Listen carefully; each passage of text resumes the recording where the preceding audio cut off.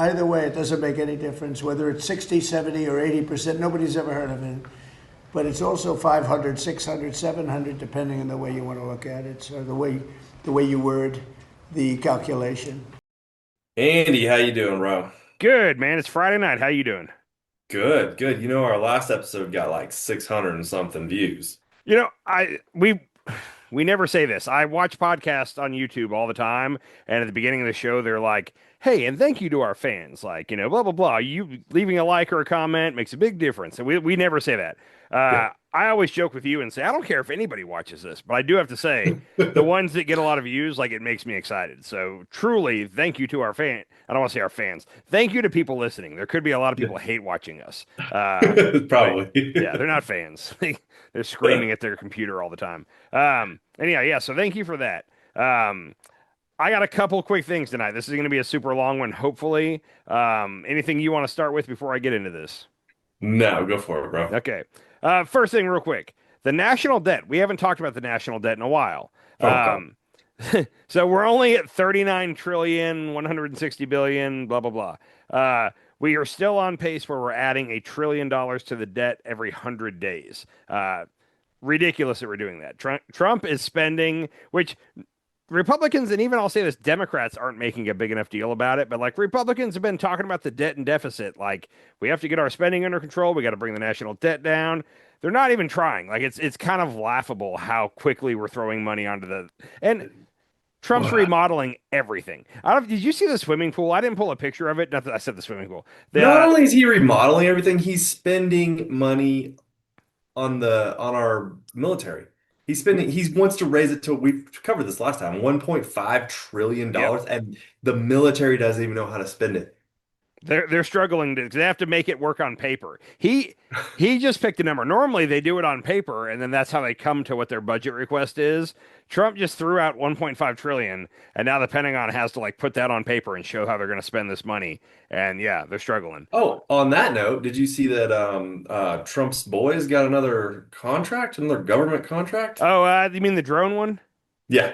That one's been out for a couple of weeks now. Eric Trump, I think it was on Fox News, like bragging about it the other day.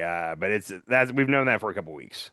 Somebody brought this up and was like, if that was Hunter Biden in those shoes, the right would be going So insane over it. Hunter Biden, I believe, was getting $50,000 a month as a consultant from a Ukrainian like natural gas company. Okay, and I don't like the way that looks. Like technically, that's not illegal, but I'd prefer that the president's son not be doing business with any other countries. I feel strongly about that. It's Sure. not illegal. That is such peanuts, like compared to what Don and Eric are doing right now, and Jared Kushner, who's the son-in-law, getting Yeah. billions of dollars at a time from the Middle East while negotiating peace in the Middle East. Comical. Insane. Yeah, but like I said, we're adding to the debt so fast right now, it's hysterical. When Trump came into office, he had three ways that he was going to cut the debt. Do you remember what any of those three ways were? Government spending. What do you mean by government spending? I mean, Doge. He's Okay, there we Doge. go. Doge. So, and if Okay. you remember, Doge promised they were going to save what was like 200 billion, I think was what they said. Yeah. I think at one point Elon was saying he could save a trillion or a half a trillion or something like that. Yeah. But when he got Something. in, he said like 200 billion is realistic. And they ended up saving like 9 billion. But then it looks like they actually cost more money because of all the people we had to hire back. So let's just give them the 9 billion. Let's just say they 9 billion. No, he gets zero. He gets a zero Okay. because he actually cost us money. He gets a negative in that I'm pretty sure aspect. if you figured out what 9 billion is of our annual spending, it's probably if you round down, it's probably 0%. It's probably like point oh something percent of our debt. Yeah. Anyhow, so yes, Doge was one of the three. And another one was the tariffs. The Um, tariffs are going to bring prosperity. They're going to eliminate our debt. They got overruled by the Supreme Court. Starting like last Monday, companies could request tariff refunds. Trump has been tweeting about this week. He's very mad that the Supreme Court did. He thinks they should have put one more little sentence in there in their ruling saying that, oh, yeah, and the government doesn't have to pay anybody back. Like he thinks they should have put that for real. That's almost verbatim what his tweet said. Anyhow, and just on that note, all these companies that are requesting tariff refunds, like we're never going to see a penny of that. They're never going to like pass that along to the consumer. Like they're just going to probably do stock buybacks. But anyhow, Doge didn't work. Tariffs didn't work. If anything, you could say tariff cost us because of the different trade wars. I mean, we never got into full-blown trade wars, but the fractured trading relationships we have with these different countries, Doge probably cost us in the end. Well, I think it cost every American family like $1,000 Oh per yeah, year. but that went to the government, and now it's going to the corporations. So yeah, 100%. Like so, yeah. Right. So So it that cost the us. American people. It was a tax on the American people. But the corporations are going to get their money back, so they're going to do stock buybacks, which is good for the lower class people, docs. Not really. So Okay. Doge didn't work. Tariffs didn't work. The other great idea he had was he was going to do the Trump gold card. Do you remember anything about this? Was that where you like get like to become a citizen, you had to pay money? You got to pay $1 million. A million? Anybody that's willing to pay $1 million can become an American citizen. Was pretty much the Just thought. just like that? That's the way they made it sound. And Okay. if you remember early on, they were talking about how many people had already placed orders for it, and like the numbers got out of control in a hurry. I have a quick clip of Howard Lutnick, the treasurer. He's not, what is he, the commerce secretary, but he was one of the people really talking about these gold cards. Here, Okay. before I play him, I'm gonna start here. How many gold cards do you think we've sold so far? 7. Okay, that's a good guess. That is a good guess. Now, let's hear Howard Lutnick say what he thought we were going to sell in the first year. Okay. By the way, yesterday I sold 1,000. Oh, you did? I got a poly market I created on how many are you guys going to sell this year. And how many people do you think there are that could qualify in the world? There are 37 million people in the world who are capable of buying the card. In case you were wondering, 37 million. That's a lot more than ChatGPT told me, who are capable of buying it. who are capable of buying it. Now, I'm not saying they will, but they're capable of buying How many do you think you'll sell? it. The president thinks we can sell 1 million. So 5 That's trillion. $5 5 trillion. trillion. He sold 1,000 So- in one day? He said he sold 1,000 last week. In And one the week? he said Hold on. If you sell 1,000 in one week, like is there an online place where you can go buy your gold card? they weren't telling us. So how do you sell 1,000 in a week? People reach out to the government. I mean, it's Okay. I have no clue the mechanism. But he said he said he sold 1,000 last week, and the president thinks we could sell 1 million. Now let's be generous and say that he meant over the course of 4 years. So 250,000 a year for 4 years would be 1 million, right? Okay. The math's right. 250,000 a year? So let's say his estimate, he sold 1,000 last week, 250,000. Or he said that Trump thinks we could sell 250,000 in a year. You guessed 7. Do you want to re-guess? You want to redo on that before I tell you how many we've No, sold? I'm going to stick with my answer. Well, here we go. Only one person has been approved for a Trump gold card visa. Commerce Secretary Howard Lutnick told lawmakers Thursday about the 1 million pay for. Okay, so only one person? We have sold 1 gold card so far, and To it's been who? we know. What's funny is we know who it was. Oh. They tweeted it out, and I had forgotten about this, but do you remember there is I'm going to call her an artist, a singer named Nicki Minaj that like early on in the Trump administration, she was like really kissing up to Trump. She was showing up at TPUSA events, and I don't know anything about her, but from what I understand, her past didn't really match up with her new TPUSA appearances. Like, I don't know how to say this Yeah. right. I think she came out with Pussy Poppin'. Oh, was it wet ass pussy? Was that her? Yeah, one of those. Okay. She sings a lot about her own gin. Well, luckily, she tweeted out a picture of her gold card. So she bought a gold card for $1 million. So yeah, and I can't remember where she's from, but she is not American, and it appears that and maybe they gave this to her as like a like promotional thing. Maybe she's not the one person who actually paid $1 million. Maybe she got a deal because she was kissing up to Trump, but we've sold 1. She's born in Spain. Okay. Spain. Okay, well, anyhow, Trinidad and Tobago. Okay. Wait. Oh, interesting. Okay. But she's been here since she was 5 years old, so she didn't have a U.S. citizenship? I guess not. I believe she was not. Google that. I don't think. See, is Nicki Minaj a U.S. citizen? So I think that she wasn't. And at the time, people were joking around that the reason she was suddenly kissing up to Trump was because she was afraid she was going to get deported. Because remember, the right had a big problem with her when wet ass pussy came out. So Oh yeah, Ben Ben Shapiro Stiller. hated that. Ben So Shapiro. Yeah. he gets elected. He's saying he's going to deport everybody, and suddenly she's showing up at all his rallies and like on stage with him. So it seemed like that might have been the play. She's a lawful permanent resident, green card holder. Yeah. So okay. It's not the same as a citizen. So So now she's got the gold you're card. thinking the Trump administration gave her that? I don't know. I doubt. I think that. Yeah, I think that it was you scratch my back, I'll scratch yours. She gave him. She showed up at events and campaigned with him basically, like after he won the election. Yeah. Like, I like Nicki Minaj. I like her music. It's I don't know what she's doing these days, but back in the day, she was the dirtiest rapper out there. okay, I know nothing about her except that the left hates her since Trump got elected. Okay, she quickly jumped on the Trump train. That's all I know about her. Why would you hate her? I mean, I don't know. I don't. And Yeah, yeah, I mean, I guess whatever. Politics. gotcha. So that's all I got on that. One gold card, just letting you know. That's so we're not really chipping away at the old national debt using the gold cards. Like I said, Doge and tariffs didn't work. I only have one clip. RFK was in front of the House and the Senate. He was in front of like 7 or 8 different committees over the past week. And there were so many clips that were worthy of getting pulled. It's just that it hit a point where there were too many. The best, he was in front of the Senate Health Committee, and the leader of that committee is Robert Cass. I think his last name's Cassidy. Bill Cassidy, maybe. Anyhow, he's from Louisiana, and he is a doctor. And he was the one, if you remember, when they were talking about whether or not he would get confirmed, like Cassidy was the one that eventually said, yes, I'll vote for RFK. And Cassidy's very pro-vaccine. Like he was the one guy that RFK had to win over. Okay. He's mad right now the way things are going. So RFK, and this was several clips, but RFK kept bringing up certain studies, and one of them was he was saying that, well, according to this study, the measles vaccine didn't do anything to lower child mortality, something along those lines. And after that person, whoever was questioning him at that point, after they got done, Cassidy's the chairman of the committee, so he can talk whenever he wants. And he was like, "Hey, just out of curiosity, you cited this study?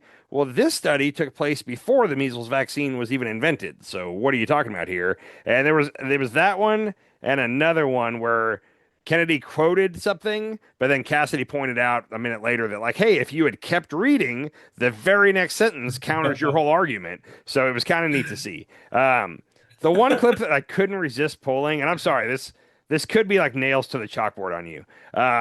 But have you ever been around someone like that, older person, normally heavier person, that like their breathing is loud? Like that's all you hear is them breathe. Just when you're sitting there, you're not moving, and you just hear them breathing. Yes. Yes. I might be that person. I'm not sure. I'm hoping I'm not. I've never heard you breathe like that. Yeah, except for when we're hiking, then that's all I'm doing. Yeah. But this, you don't pay attention to the guy who's speaking. I don't even know who it is. The camera's on this person, but Kennedy's on the mic and he didn't mute it. There's a little button right in front where you can unmute when you want to talk, but he's left it on. This is god awful. I'm sorry for playing this for you. Securing commitments from more than 50 medical schools to provide at least 40 hours of nutrition education is an incredible start. I don't think it was very long ago that there was probably very little nutrition taught in medical school. And now we are encouraging that to be a focal point. How does HHS plan to build on this progress by securing additional commitments from medical schools and expanding nutrition education into other key areas such as residency training, medical licensing, and continuing medical education? Thank you very much, Chairman. Is that like a distraction technique? Or I think is he's he got dying? What's sounds going like on? sounds like he has sleep apnea, but he's awake. Like Yeah. I don't know what to call that. But if you put a microphone right in front of my face and I was nervous, maybe you'd hear me like pant. I don't know. I don't feel like I've ever heard anybody else do that in front of the Senate or House. But anyhow, Could you imagine him? What's his wife's name? what is her name? From Curb Your Enthusiasm. Yeah. I forgot her name. Super cute chick. Anyway, Yeah. What is it? That's gonna now be I'm just good. imagining him banging her and like Breathing in her ear. He seems like he has a problem breathing. Cheryl Hines. Cheryl Hines, That's her that's name. right. Yeah, I couldn't remember. Okay. Anyhow, so that was the only clip I pulled. Another time, real quick. One of the I think it was a Democratic female senator or House member, and she was like, She's like, well, the president has claimed several times that you've lowered the price of these costs by 500%, 600%, 700%. And you know those times where like Trump misspeaks and all they could do is come out and say, hey, he misspoke. But for some No, they reason, never do. They just let him keep misspeaking. not only do they let him keep mistaking or misspeaking, but then they all like start going out to defend him. And no, he said this, and this is why it makes sense. And like, anyhow, RFK chose to go that route, and RFK testifying in front of the House or the Senate, sat there and explained, well, I mean, if you raised the price from 100 to 600%, that would be a 600% increase. So when you decrease it that same amount, why isn't that the 600%? It's like, that's not how math works. I didn't pull the clip of him in front of the House or the Senate, but the next day he was in the Oval Office with Trump. I stuck two clips together here, but RFK took it upon himself to bring this up yet again and explain the math, and then Trump, for good measure, also re-explained the math so that we would all get it. Check it out. I was reminded when the president was speaking of a conversation that I had yesterday with one of the Democratic senators who was questioning me during a hearing, and she was ridiculing President Trump for his math, and she was saying it's mathematically impossible to have a drug drop by 600% cost, which he had claimed. And I said, well, if the drug was $100 and it raised the price to $600, that would be a 600% rise. Well, if it drops from 600 to 100, that's a 600% savings. It is amazing. And you're right, I took a lot of heat. I'd say 500, 600, 700. But we also say sometimes 50%, 60%, different kind of calculation. 70, 80, and 90%. And people understand that better. But there are two ways of calculating it. But either way, it doesn't make any difference. Whether it's 60, 70, or 80%, nobody's ever heard of it. But it's also 500, 600, 700, depending on the way you want to look at it. So the way you word the calculation. It's either one. But Bobby, you're doing a fantastic job. No, 110% no, Andy. There's 110% no. You know what I like about, hold on. You know what I like about math? I like that math is math, and math doesn't lie. It's the same every fucking way you put it. You can't drop something by 600% unless somebody's paying you to take the. God damn it. That's not true. Okay, you're wrong because it depends on how you word the calculation, like Trump just said. Okay, I mean, there's two different ways. It could be 70%, and it could also be 700%, Docs. Okay, let's say you raise a drug by 600%, and then you lower it back down to the original cost. You could say that you like removed the 600% increase. Well, you could say that you decreased it by 600%. Duh. What are you not getting about this? I'm kidding. I can't. Because it doesn't matter. It's just you can calculate it two different ways. No, you can't. That, like you're saying, math is absolute. Either the numbers work or they don't. There's not a gray area. About math. It's so funny. Anyhow, so stupid. And the fact that they chose to re-bring that up, like that's one of those where it's like, just shut up. Okay. Anyhow, so that was my highlights from RFK. I hate that so much. Sorry, man. And then I want to sneak this in here. You know how Trump every now and then will tweet something that seems blatantly racist, and like for me, I'll see it and I'm like, that's racist, right? I'm kind of looking around like, does anybody else see this? But because it's him and he does, like, I think a lot of it slides under the radar. Like he has been attacking Candace Owens for a while now. She must be talking back through her podcast. I haven't seen any clips. Normally I would see the clips if she was like responding to his post, but I haven't seen it. I don't know if it's happening or not. But he is just on the attack against her. Here's what he posted tonight.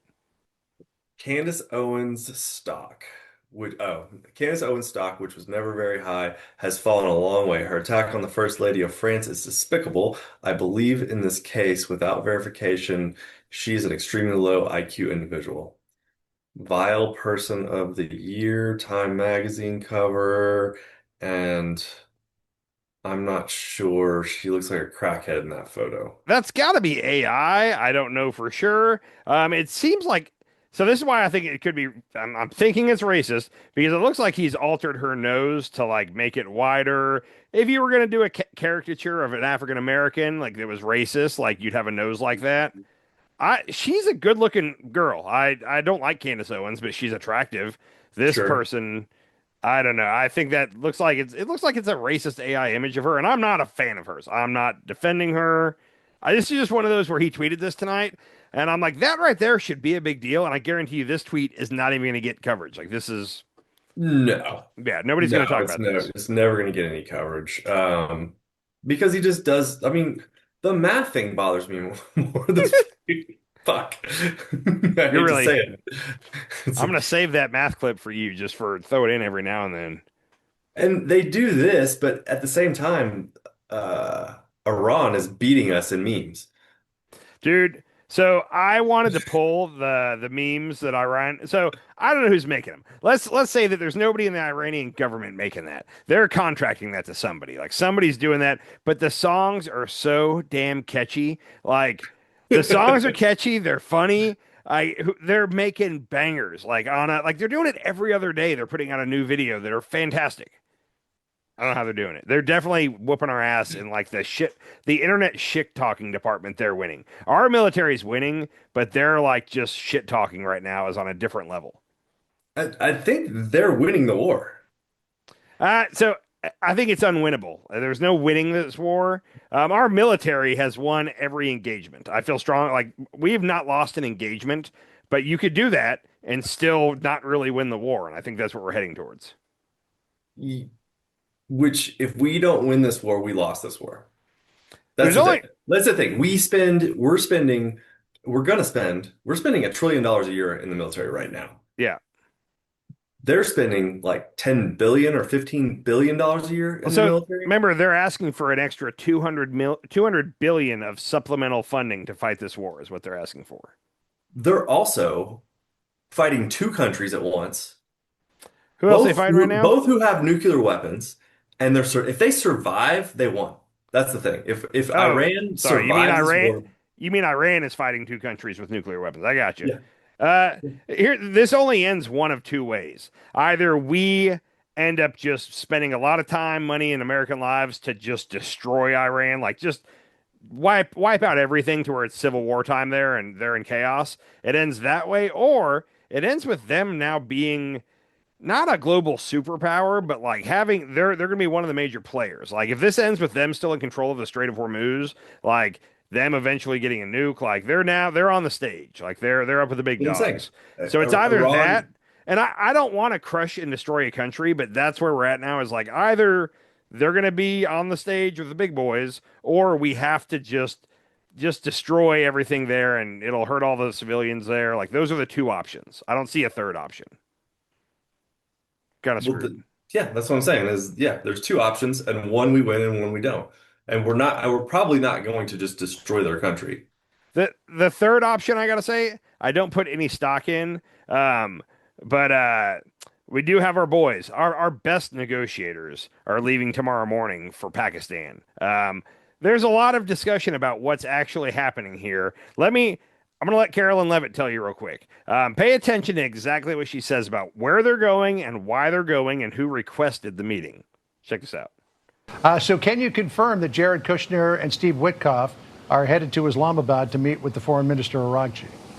Well, thank you, John, for having me. It's great to be with you as always. And yes, I can confirm Special Envoy Witkoff and Jared Kushner will be off to Pakistan again tomorrow morning to engage in talks, direct talks intermediated by the Pakistanis, who have been incredible friends and mediators throughout this entire process, with representatives from the Iranian delegation. Look, the Iranians reached out, as the president called on them to do, and asked for this in-person conversation. So the president is dispatching Steve and Jared to go hear what they have to say. And we're hopeful that it will be a productive conversation and hopefully move the ball forward towards a deal.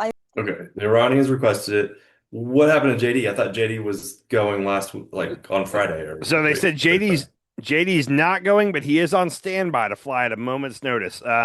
One theory, and I don't think that Trump really thinks we're going to get a deal anytime soon, but they would never let JD and Trump both be in Pakistan at the same time for security reasons. Like, you wouldn't do that.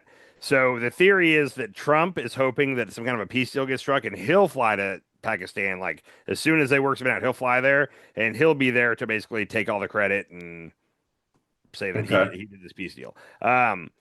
It turns out who is this? This is Iran's foreign ministry spokesperson came out immediately after Carolyn Levin said that. And they said, "We arrive in Islamabad, Pakistan for an official visit. FM, I'm not going to say that name, will be meeting with the Pakistani high-level officials in concert with their ongoing mediation and good offices for ending the American-imposed war of aggression and the restitution of peace in our region. No meeting is planned to take place between Iran and the U.S. Iran's observations will be conveyed to Pakistan." So they came out and said, "No, they were already going there. Apparently, this is what I'm hearing. They planned earlier in the week to go and talk to Pakistan, and they're probably going to talk to Pakistan and say, hey, what the heck? We've had a couple of things worked out, and then the U.S. has backed off. Blah blah blah." Trump found out that they're going to be there and basically just sent Witkoff and Kushner, and they're saying, hey, we're going to be gone before they get there. So they're going to Moscow after this to meet with Putin, probably to talk about getting more weapons. I don't know what. But so they're saying, hey, we're going to be gone. Who's getting more weapons? Iran, I'm guessing, trying to get weapons from Russia and China. Oh. There's all kinds of reports that Russia and China right now are trying to get weapons into the country. They can't do it by ship because of the blockade. They're trying to get it overland or fly it in by shoulder-mounted surface-to-air missiles, things that would take out our jets. They're trying to replenish them, supposedly. Okay. But so, and I don't know who to believe. The Trump White House is always full of shit. Iran is also known liars. So we say we're sending them there to do the meeting. Iran says, hey, we're going to be gone before they get there. You might as well not even send them because we're not talking to them. There could be a meeting tomorrow. Maybe Iran's lying. Maybe I don't know who to trust. It really sucks that it's a coin toss. I don't trust our government over Iran, and that's a problem. So It's a big problem. And it sounds like Iran is winning. On that similar note, did you see that Trump was denied the nuclear codes at one point? I guess that's totally bullshit, but okay. Is it? Humor me on it. What do you got? And then I'll tell you why. I keep hearing that I've heard it 2 or 3 times from 2 or 3 different, The story is that General Kane denied him the nuclear codes pretty much. And then General Kane got fired. No, General Kane hasn't been fired. The Secretary of the Navy got fired.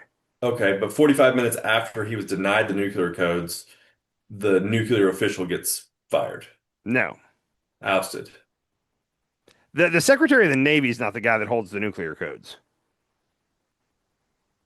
Who did you? Nuclear official. Top nuclear official gets fired. That was the headline. Where is this headline from? Official. Let's see. As of April 2026, Defense Secretary Pete Hegseth confirmed that U.S. Chief of Chemical Nuclear Security Andrew Hugg was fired after being caught on camera revealing national security information to a stranger in a restaurant. That was James O'Keefe. This follows a series of high-level personal changes, including the firing. Okay. Yeah, that guy was fired. So James O'Keefe, he used to do Project Veritas, where they always send in a pretty girl on a date, and they get these guys that work in the Pentagon talking, and they reveal shit. Same exact thing. O'Keefe's not with Project Veritas anymore. He's independent. But yeah, it was a guy that's high up in the Pentagon, and I can't remember what all he said, but it was a typical James O'Keefe sting. That's why that guy got fired. Now the Hug? Yeah. Okay. Well, apparently 45 minutes before he got fired, Trump was trying to get the nuclear codes from him, and he was denied the nuclear codes. So that's what I heard from several different sources. Your sources are stuff you saw online? It's all YouTube. Yeah, okay. It was probably all YouTube. So here's why, and this has been verified by several people that have worked in the White House, with the Pentagon, whatever. The president has the nuclear codes in his pocket every day. When he wakes up in the morning, he gets dressed, and one of the first things he's handed, and it's called the biscuit. Okay, I don't know why they call it the biscuit, but it's a card with the nuclear codes, and he's got it in his pocket from the first time he walks out of the bedroom in the morning. Why? Why though? Why is it that easy for a president just to go and the president? The president is the sole person that can decide when we fire a nuke. Does that not have to go through Congress? No. Really? No, absolutely not. But to go to war with a country, you have to go through Congress. Yes. The theory is to fire a nuke, you don't.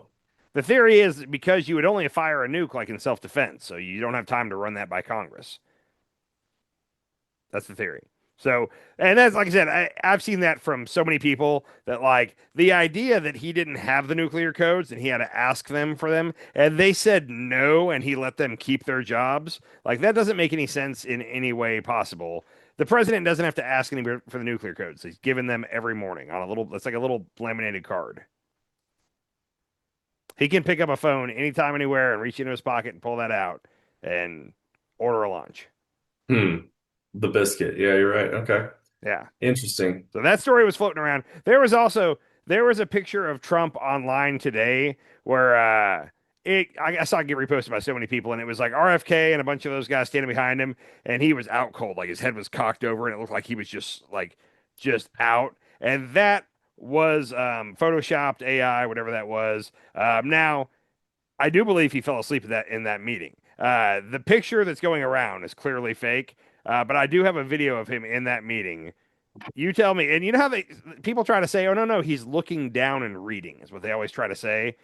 Pay attention to his eyes. Are his eyes open and he's looking down, or are they just closed? There's one point where he looks to his right, and like he's got kind of a droopy face, and he just looks like he got caught. He just woke up, and he's like, "Yep, I've been sleeping." Check this out. Our work on negotiating international trade agreements. 59 days after we stood in this office and President Trump, standing with Albert Bourla from Pfizer, announced the first of the 17 MFN deals, together with our colleagues from the Department of Commerce under Secretary Lutnick's leadership and from the U.S. Trade Representative's office under the leadership of Ambassador Greer, we negotiated a landmark agreement with the government of the United Kingdom in which they agreed to increase significantly the amount that they spend on branded pharmaceuticals for the first time in 26 years. That work continues with other countries. And third, we will continue our work with our partners in Congress to codify the principles that underpin these most favored nation deals so that these savings for American families and this innovation that is unleashed at the same time persists for decades. He's definitely trying to sleep. And this guy behind him is annoying him, and he's like, just let me fucking sleep right here. I can't do this anymore. Somebody said that he gets bored easily when other people are talking, and I think that's 100% the answer.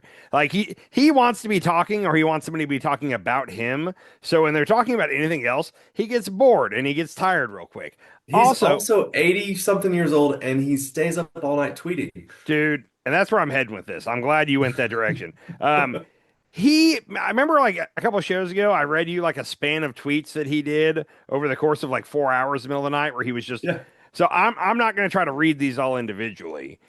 2:18 demands Chuck Schumer resign. 2:19. That's 12:18. So a little after midnight. Demands Chuck Schumer resigns. 12:19. 1 minute later, post a tweet saying Obama tried to overthrow the government in 2016. 12:22. He reposted something. 12:27. 12:27. 12:28. 12:28. 12:29. 113, 243, 244, and he ends at 245 posting about far-right podcasts. So that's a 2.5 hour span of him tweeting. That's almost 3. Yeah, it's 2.5. 2.5 hours, 13 tweets, okay? Now, where I'm going with this, if one of our buddies, if we woke up one morning and we saw that one of our buddies was up on Facebook and was just saying ridiculous shit in the middle of the night, like we'd be worried about him. What would your first thought be? He was probably Asher. No. Okay, true. No, I was gonna say he was probably drunk. If we woke up and we saw that, our first thought would be like, oh, he was drunk last night. Whoever it was, pick any friend, he was drunk last night. Well, Trump, everybody knows Trump doesn't drink, okay? This is him, like, do you think he's, I don't want to say I think he's on something, but like what snaps in him where he gets into these modes where he's just tweeting and it's some of the craziest shit. And also, shouldn't he be sleeping? Like you said, he's 80. He's going to turn 80 this summer. He's up all night and he's supposedly up all day. Like it seems like he is. He tweets all around the clock. This is ridiculous. I don't know, man. It can't be good for him. That's for sure. Can you imagine real quick? Like, and I don't think that we've ever had an alcoholic president no, we definitely did, but it was before social media. Like, for some reason, I think Lyndon Johnson might have had like a thing with booze. I could be totally wrong on that, Okay. But I guarantee you, back in the day, we I had think presidents. Kennedy liked to drink a little bit too, didn't I don't know. But since I can remember, like Reagan, like I don't think anybody now Reagan had Alzheimer's, which was a different ballgame. But like he? So does Clinton, this president. yeah, he's showing signs. But Clinton and Bush and Obama, Trump the first time, Biden, like there was never a thought that like I wonder if the president's drunk. Like I've never had to deal with that in my life. And like I'm not saying he's drunk, but he's acting like a drunk. And I started thinking like, you know, how Pete Hegseth supposedly has like drinking issues and gets like where he has to be carried out of places. Well, Like apparently Cash Patel too. Cash Patel, definitely. Okay, yeah, that's the other one. But imagine if like next president or the president after, like it's kind of a well-known thing, like, ah shit, the president's drinking again. Look at his Twitter. And like they're just posting on and like the whole nation is just like, ah, he's drinking, or he or she is they're hitting the bottle again. Can you knowing that they have the biscuit, they got the nuclear codes in their pocket and they're drinking. Can you imagine that? Like, I don't think we'd any other president, we wouldn't tolerate that. If they were drunk tweeting, like they would probably get impeached if it was anybody else. Trump is basically up drunk tweeting. And I know he's not drunk, but like this isn't normal. Like this, like, why are we putting up with this? Well, do you think he's on uppers? Some sort of upper? If So he's that's been speculated since the first term. right. And there were all these stories of people, oh, he opened his drawer and I saw Sudafed or, you know, whatever. Yeah, there's photos of that. Yeah. I don't know. I think if he's on something like ADHD medication, I wouldn't be shocked at all. But I'm hesitant to start openly saying like, yeah, I think he's on this. I don't know. He might just he might be a freak when it comes to like not needing sleep and having a high motor. I'm starting to believe that he just might be like Bert Kreischer, the comedian, where it's like, how is he so athletic? Like maybe he has to make Do you make not a man take routine. do you not take in so what was the guy's Ronnie Jackson? Ronnie Jackson was Trump's doctor in the first term, Mhm. like that White House doctor. And there's all these rumors and speculations, and I don't know if any of them are true, but that he was giving them uppers during the day and downers to sleep at night. So supposedly the accusations are that he was doing that on overseas flights, like on Air Force One. That's what he's been accused of. I don't think that people have been saying he was doing it just on the regular when they were in DC. It's always been on the trips. Okay, and then Trump had the drawer full of European acetaminophen or whatever. Acetaminophen. No, wait. Yeah, no. Acetaminophen is what's in Tylenol. All right, whatever it was, Yeah. it had uppers in it. Okay. Big time uppers. The same stuff you make meth or There were a lot of people that Adderall. came out when he first got elected in 2016. There were a lot of people that were coming out saying that like he has a well-known like he's on uppers all the time.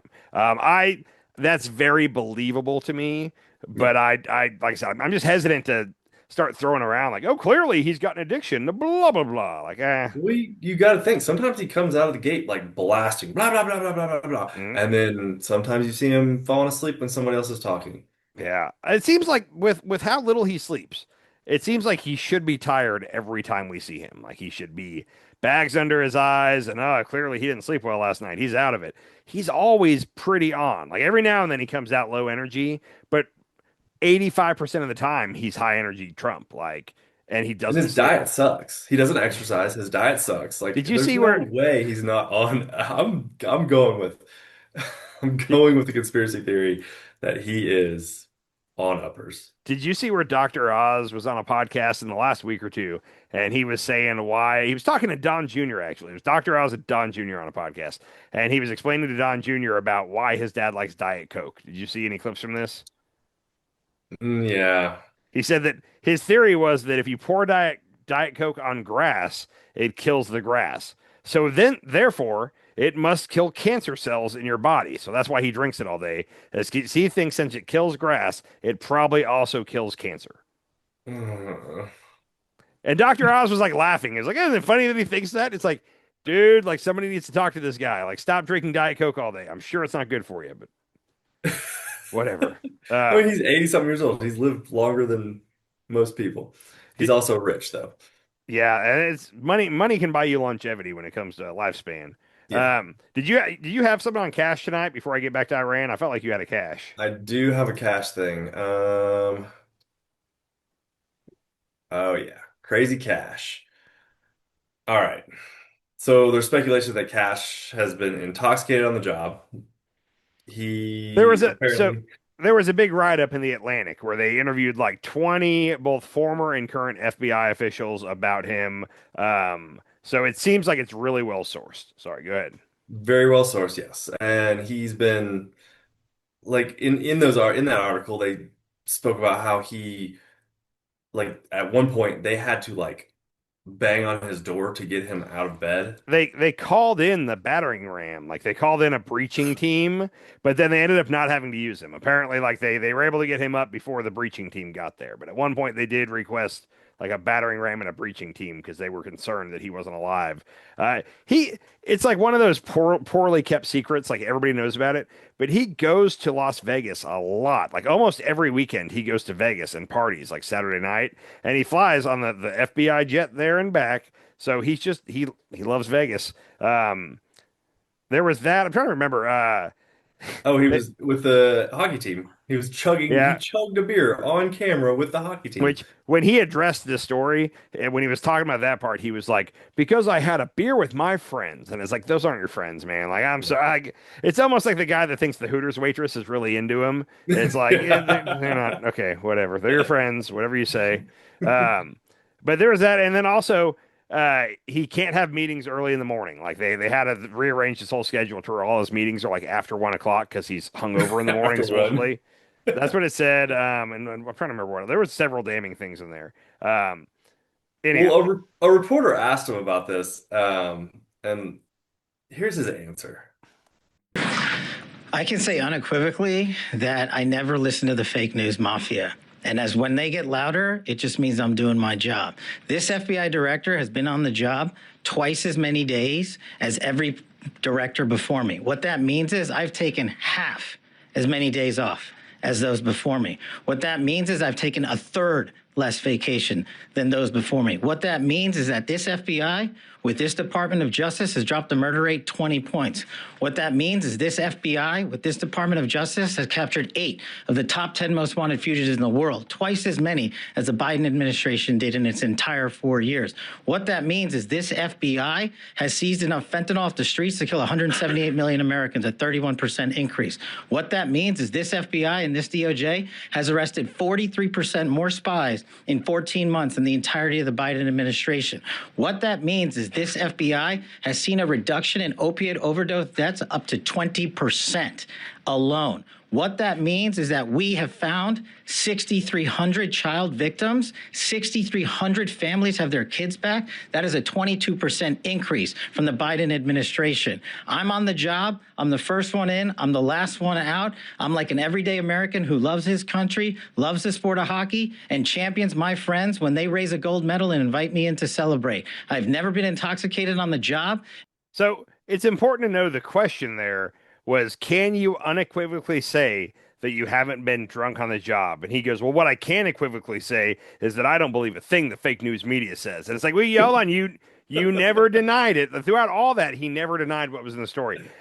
He did say that he's never been intoxicated on the job. Yeah, I don't buy that. And Yeah. oh, and the part real quick where he was saying that he's taken a third less vacation and he's worked twice as many days. That was part of the story, is that he keeps trying. For example, when the Olympics were going on, he wanted to go to Italy to see that hockey game. So he had them reach out to the Italian officials and their government and set up a meeting for just for him to meet with the Italian crime officials. I don't know. And everybody was confused. It's like, why is our FBI director meeting with his counterparts in Italy? Oh, because it's an hour away from where the Olympics are happening, and he wants to go see the hockey game. So he keeps doing stuff like that. And then there was reporting about he gets mad when they send him the itinerary. Like when he requests, hey, I want to go to this place, call and set up some meetings.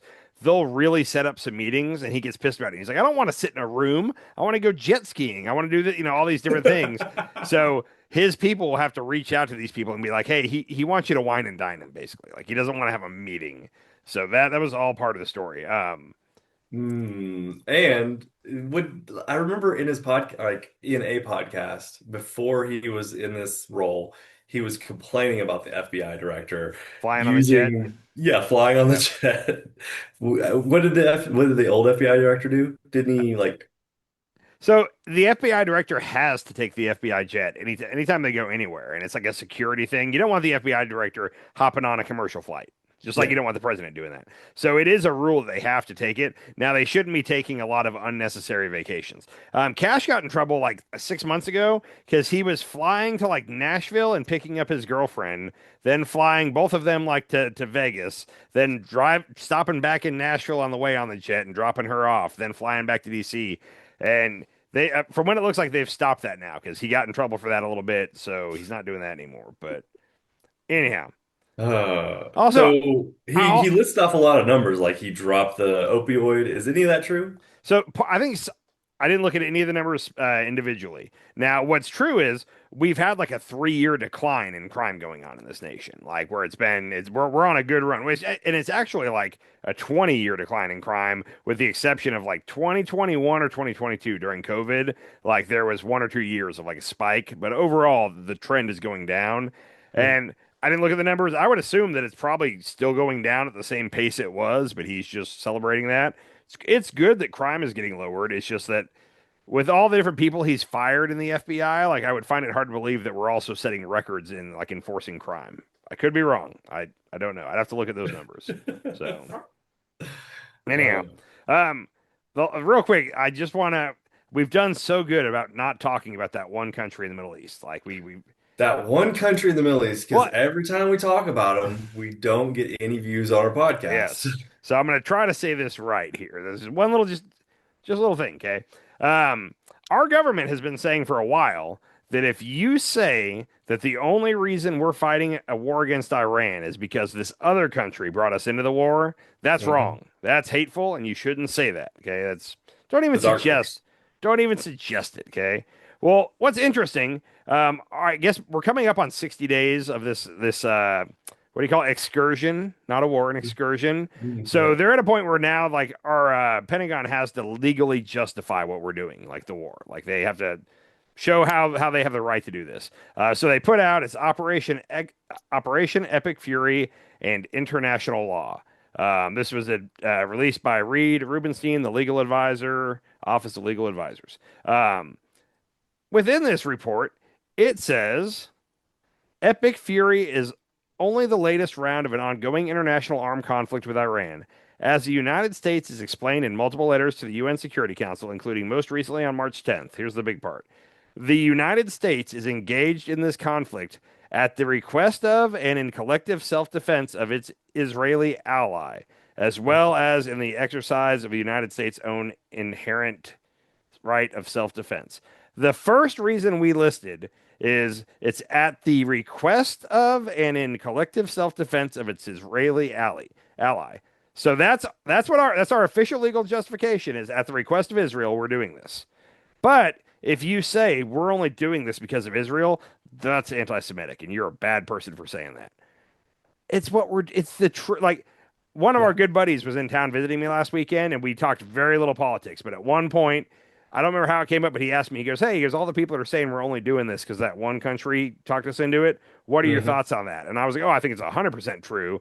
And I kind of paused to see it. And he goes, yeah, clearly. And like, we were both in agreement on that. And I was like, okay. I was like, I think it's well known, but you can't say it. If you say it, you get in trouble. So yeah, well, for some reason, they pay our politicians to get more money from us than they pay into our system, but then they get to do whatever they want. So they're winning, winning, and winning on this whole front.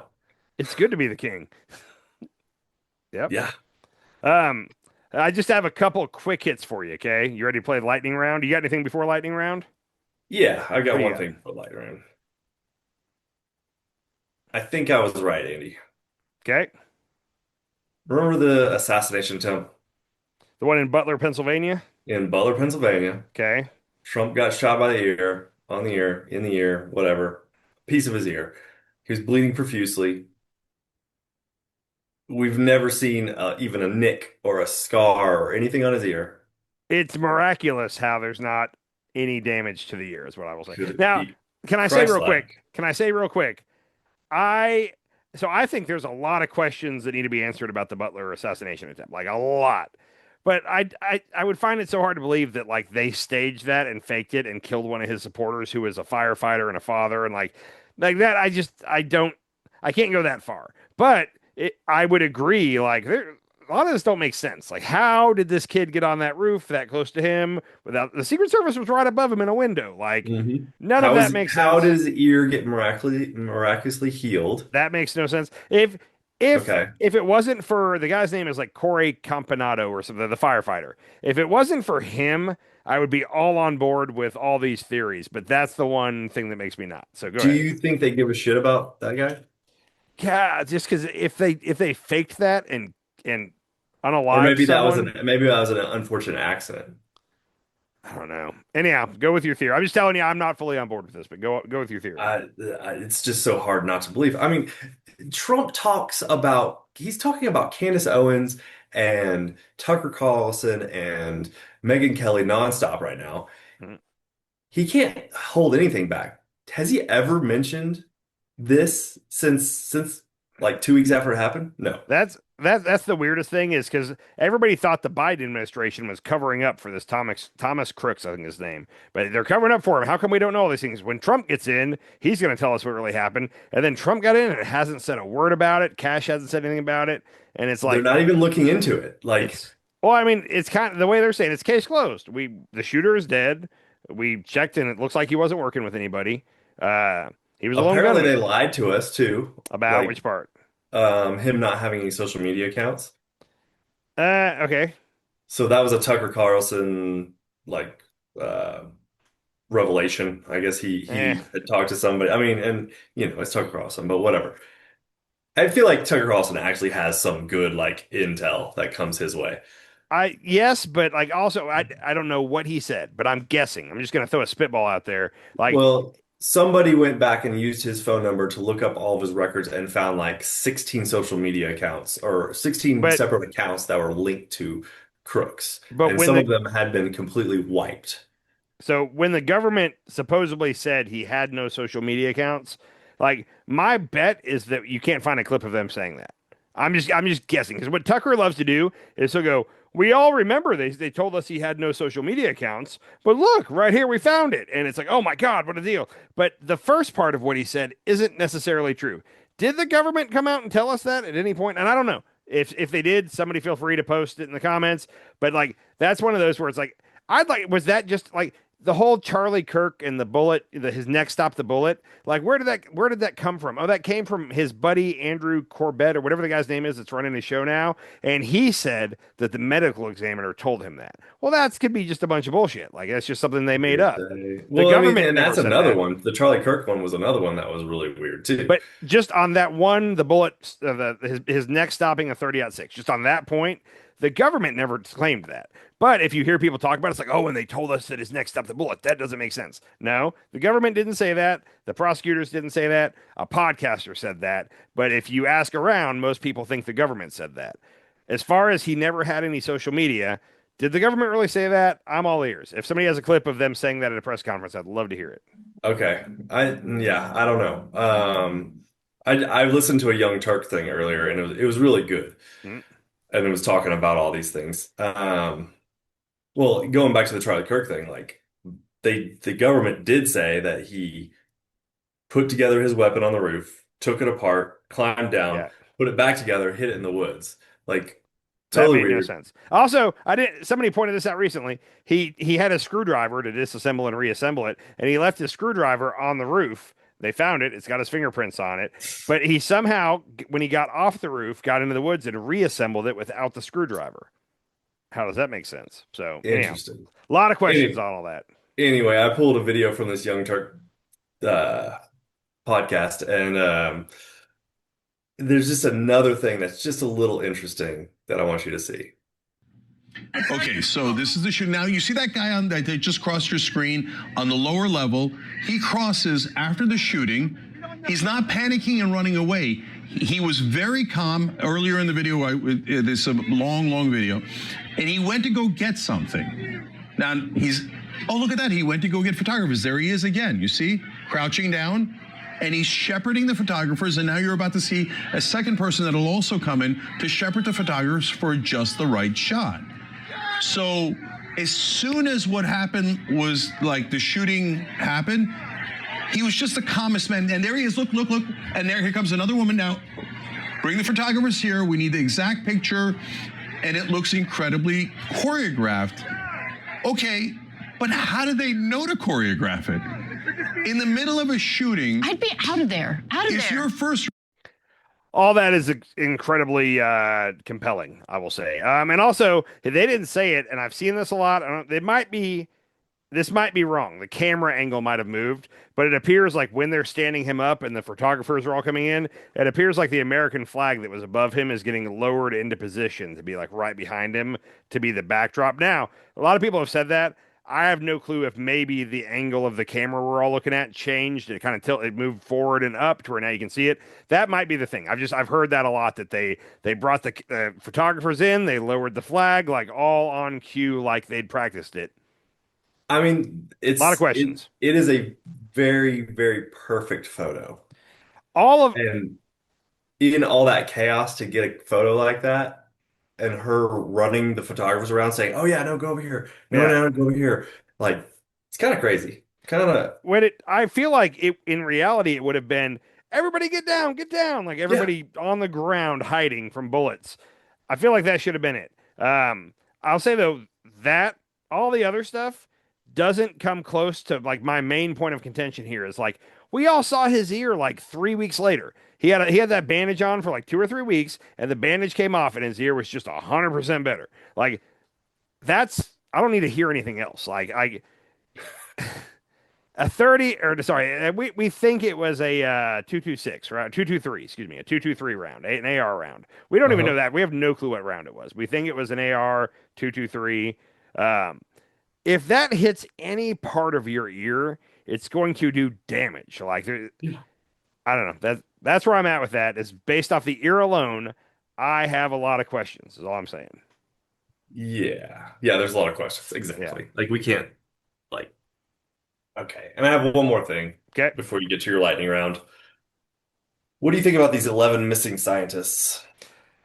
I got theories on this. So I think that the media is blowing it out of proportion. The people are, not even the media. The social media is blowing it out of proportion, and I think the government is more than happy to have this as a distraction. Stop looking at Iran. Stop looking at everything else.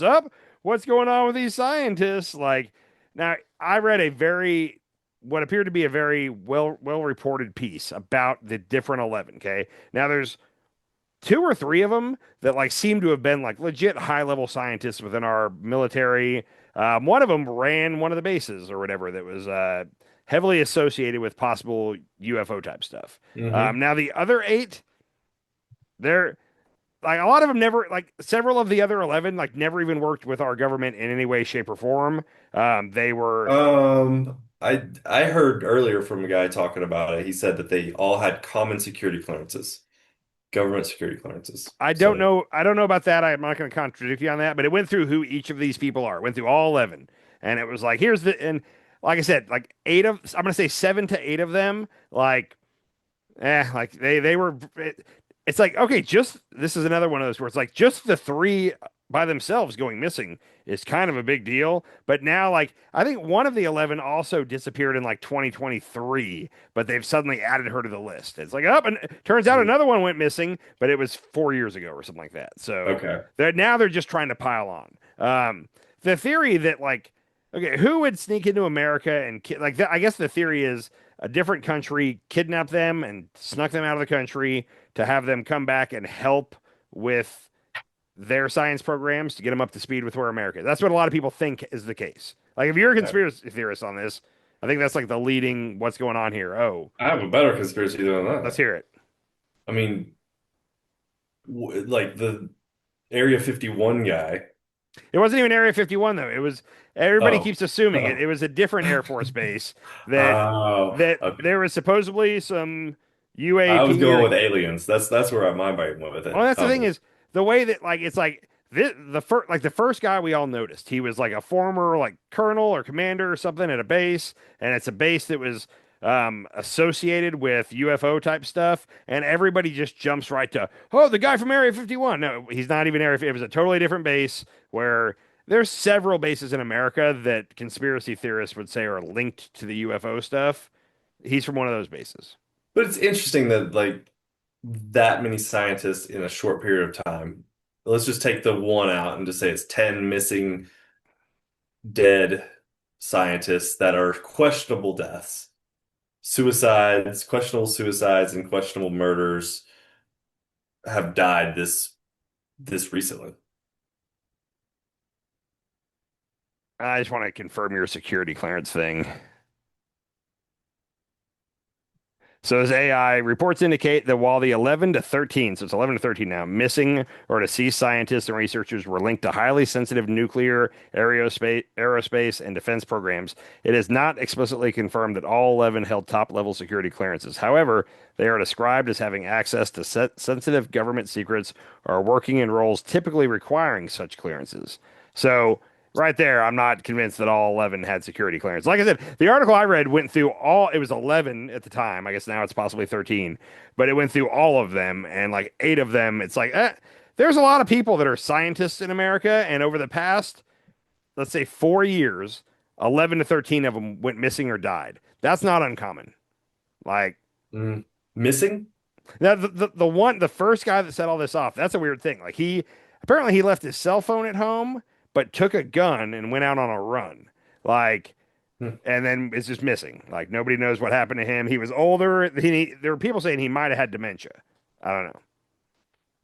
He think they'd find him at some point. You would have thought so. So, like I said, like if it was just the 3 of them, it's like, oh shit, 3 top-level scientists that have worked with our military have gone missing in the past, 2 months, whatever. That's a big deal. But now people are going through trying to find any other scientist that has gone missing in the past year or two and add them to this list and make it something that it's not, is all I'm saying. Well, guess who's on the case? Guess who's on the case here? Is Alex Jones on the case? I wish. I feel like he's out of the job right now. So. Oh, yeah. Damn it. No, Kash Patel. Oh, Cash. The FBI is taking care of this. Like I said, I think that the Trump administration would love for this to become a story. Like anything to distract from the other stuff. Like let's all focus on this right now. So they'll try to blow it up. That makes sense. All right, you ready for a lightning round? Let's go a lightning round. All right, these are just things that I thought were funny, but we don't have to commit our whole show to them. First one, Trump did a good thing. Everybody's saying that Trump like legalized weed. He didn't do that, but what he did was a good thing. Credit where credit is due. This tweet here from Fox News: breaking, the Trump administration reclassifies medical marijuana under federal law. Acting AG Blanche signed the order shifting it from Schedule 1, a category of drugs with no medical use and high potential for abuse, to the much less strictly regulated Schedule 3. While the move does not legalize marijuana on the federal level, it cuts taxes for licensed operators and opens the door for more research. It was always kind of a joke that marijuana was Schedule 1. Schedule 1 means no medical benefit whatsoever, and clearly they've been doing medical marijuana for I don't know how long. It seems like it helps people, especially people with like cancer and stuff. In the state I live in, anybody, you can go in and be like, yeah, I don't sleep well at night. And they're like, oh, here's your medical marijuana card. So it's being abused, but it seems like it does have some medical benefit. So the fact that it was Schedule 1, but it's a good thing. Let's all say it's a good thing. Also, people were kind of celebrating like, yay, it's legal now. And it's like, no, it's not legal at all. It's just, anyhow, it's less illegal, if that makes sense. Right. So, it is, they could start selling it at the pharmacies now. Okay. And as far as I know that banking for like dispensaries is always an issue. Like they operate in cash because federally they could the federal government could come after them for selling drugs because it's federally illegal. Hopefully that'll make all this better. I don't know. So yeah, I mean, anabolic steroids, ketamine, Suboxone, ibuprofen, and Tylenol with codeine are in Schedule 2. Anabolic steroids, hormones, narcotics, pain medications, stimulants, depressants, and now medical marijuana. So that's Schedule 3. Okay. Like I said, good move on him. I'm glad. I think when Rogan was there a week ago talking to him about ibogaine or whatever, the psychedelic, he probably also, I got to think Rogan was like in his ear about that. So good on him. He got a little good press, and he's going further. Yep. But now that I think about it, this could hurt the cannabis industry big time. If you can go to the doctor and get a prescription for marijuana. Yeah. once the federal government starts getting in, like really getting involved, like that's weird. I don't know if I like that, but Yeah. for now it's going to be good for us. But yeah, this eventually this leads to like Philip Morris, like being the main distributor of weed, and it's not going to be good. But anyhow, Or Johnson and Johnson or any yeah. of those big drug companies. Yeah. Well, anyhow, right now I'm happy with it. It could turn out to bite us in the ass.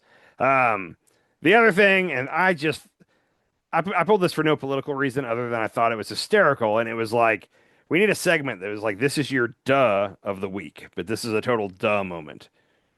Salmon exposed to cocaine in the waters swim longer distance than those that go without, according to a study released this week. What? Hold on, that can't be right. Salmon exposed to cocaine in the water swim longer distances than those that go without.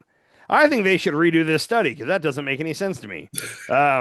Fucking duh. Like I don't know why I saw that, and I just wanted to share it with you because that's awesome. Hold on, but I want to know, is there cocaine in our water? Like, where is this cocaine in our water? I'm sure there's cocaine in our water. I don't know if you've seen all this, like all the people that flush prescription pills down the toilet and stuff. Like, apparently, like who's flushing their cocaine down the toilet? Well, even you got to think if you do cocaine and then you go to the bathroom, that's now entering the water system again, right? I mean, doesn't that make sense? I guess maybe. I don't know. Yeah, I'll bet there's trace elements of like all kinds of drugs in our tap water. Well, at one point they were saying that like girls with that took birth control, like if you took birth control or you had the patch birth control or whatever, then you go swim in the lake, you pee in the lake, your birth control patch is in the water. It was doing something to our water system. Like we were all drinking birth control. Awesome. That's the fertility rates right there. Everybody's always wondering. I think we just cracked the case. So anyway, there's that. This is only for people from Texas. So if you're not from Texas, the next minute of this is going to not be interesting to you. Have you heard about Corpus Christie and their water supply issue? No. Okay, so Corpus Christie plans to declare a water emergency. What does this mean? This is from a local outlet in Texas. Basically, Corpus Christie is like officially running out of water. They need a water desalination plant, but apparently it takes years to build those. The reason this is a problem is there's a lot of fuel refining, like gas refining places down there, and they need water as a part of that. So they eat up a lot of water, and that's part of the reason they're about to have a or a water emergency. But right now, everybody's under restrictions. You can't water your yard. Businesses had to cut water like 50%. If they run out of water, this refinery is going to go offline, first of all, which is going to make gas prices go up even higher than they are now. And it's something like it's only like 1 or 2% of our national gas comes from this, but that will affect it. The other part that's a lot more shocking and upsetting to people like me. Have you ever been to an HEB? Oh, I love HEB. HEBs are fantastic. The best grocery store in the nation that I've ever been to is HEB. So when I used to go visit you in Austin, there was HEBs down there, and that's how I got to know HEBs. Now they're up in the Dallas-Fort Worth area, so when I go back to visit family, I'm at them there. Like 6 months ago, I read a story about a lady that had trouble going through TSA at the airport because she had a rolling suitcase that was just full of the butter tortillas from HEB. Like she had gone to there and bought them out and was flying home and trying to take a suitcase full of them. And apparently they thought that was weird. So I've now made it a thing where every time I go to HEB, I get the butter tortillas. Have you ever had the butter tortillas? Yeah, delicious. They're one of the best things in life. This was in that article. The current plan calls for all businesses to cut water by 25%, but the details and implications of that plan are still being worked out. We don't have enough information from the city to make a statement on how we would proceed or how this would affect our business, said a spokesman for HEB, which operates its largest bakery in Corpus Christie, supplying bread and tortillas to grocery stores across Texas. Oh, no. This could shut down butter tortillas. Anybody outside of Texas doesn't care about this, but like that's devastating to me and my people from Texas. So this water emergency just got serious. It's one thing for like a city to run out of water, but for HEBs to not be able to produce their butter tortillas. But the oil refinery will still run. Yeah, no, the oil refinery will be down if they run out of water. So supposedly, with the oil refinery, we're going to cut back water for the tortillas and food for people, then probably and let the oil refinery just keep going. I would bet that's what they're going to try to do. I would think you're probably right there. So that seems a little Yeah. Iffy. What would you rather have, higher gas prices or butter tortillas? I think butter tortillas. Yeah. Oh yeah. Well, Yeah. we need food. People need food, Andy. Okay, I mean, you're right. Food and water. The other thing, real quick, the Justice Department announced it's readopting the firing squad as a means of execution. The DOJ also plans to streamline internal processes to expedite the death penalty cases and reduce lengthy appeals. Which that scares me, A, because people on appeal are getting found to be innocent all the time. They've been on death row for 15 years, and then some new DNA evidence comes out, and it turns out they were innocent all along. Well, we're not going to give them these long appeals anymore, and we're going back to the firing squad. So I This just think, kind of reminds me of the story we covered a few episodes back where Israel just passed the hanging of Palestinians. oh yeah, of all the terrorists, which means every Palestinian, yeah. So Yeah. I like if we were like running into a problem where we can't get like the whatever the cocktail is that you give for the lethal injection, like if suddenly there was a supply issue and like we couldn't kill people anymore on death row, and they were like, we got to go back to the firing squad, maybe that would make sense to me. But I don't think we're having trouble getting that cocktail, as far as I know. So why are we going back to the firing squad? Because Cash And Patel wants the to. firings. Go ahead. I'm gonna say because Cash Patel wants to. That's the only reason I can think. The firing squad is an interesting thing to me too, because you have like 10 or 12 people lined up with rifles, and only one of them has an actual real bullet. Everybody else has blanks. So that they never know if they were the one that killed the guy or not. It helps with their conscience. But doesn't that fuck up 12 consciences? Couldn't they just find one guy that like actually wants to murder people? Like what's his name? Stephen Miller? Like just get Stephen Miller out there to do all the firing squads. I bet he would enjoy it. Like he would happily do it. There's one guy that would just happily kill people. But instead you're fucking up the consciences of 12 different people, thinking like, oh, maybe that was my bullet. That sucks. Or I'm a part of this.